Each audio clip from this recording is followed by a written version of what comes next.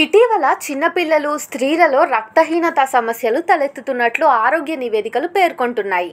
వాస్తవానికి మనం తినే ఆహారం ద్వారా శరీరంలో రక్తం తయారవుతుంది. హిమోగ్లోబిన్ తగినంతగా ఉన్నప్పుడే ఇది సాధ్యమవుతుంది. ఒకవేళ తక్కువగా హిమోగ్లోబిన్ ఉంటే రోగనిరోధక వ్యవస్థ పనిచేయదు. దీంతో పాటు వివిధ వ్యాధుల బారిన పడే అవకాశం కూడా ఉంటుంది. అందుకే శరీరంలో హిమోగ్లోబిన్ ప్రొడ్యూస్ అయ్యేందుకు తప్పకుండా కొన్ని ఆహారాలు తీసుకోవాలని నిపుణులు సూచిస్తున్నారు. అవేంటో ఈ వీడియోలో చూద్దాం. హిమోగ్లోబిన్ లెవెల్స్ పడిపోకుండా చేయడంలో ఆకుకూరలు బాగా ఉపయోగపడతాయి. ముఖ్యంగా పాలకూర, పాయల్కూర, తోటకూర, బచ్చలి కూర అందుకు దోహదపడతాయి. వీటితో పాటు గ్రీన్ కలర్లో ఉండే బ్రోకలీ, క్యాప్సికమ్ హిమోగ్లోబిన్ లెవెల్స్ను పెంచడంలో అద్భుతంగా పనిచేస్తాయి.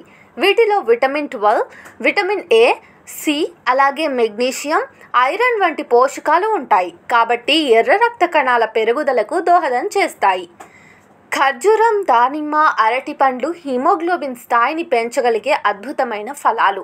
దానిమ్మ వల్ల బ్లడ్ కౌంట్ పెరుగుతుంది.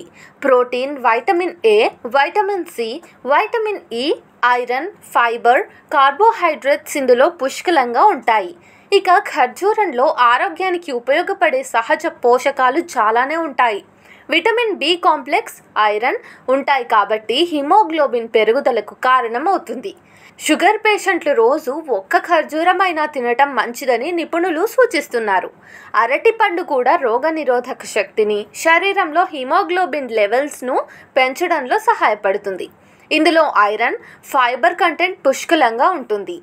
బాడీలో folic acid, red blood cells పెరగటంలో అరటిపండు సహాయపడుతుంది. అలాగే బీట్రూట్, ఉసిరి, నిమ్మ వంటివి కూడా హిమోగ్లోబిన్ పెరుగుదలకు సహాయపడతాయి.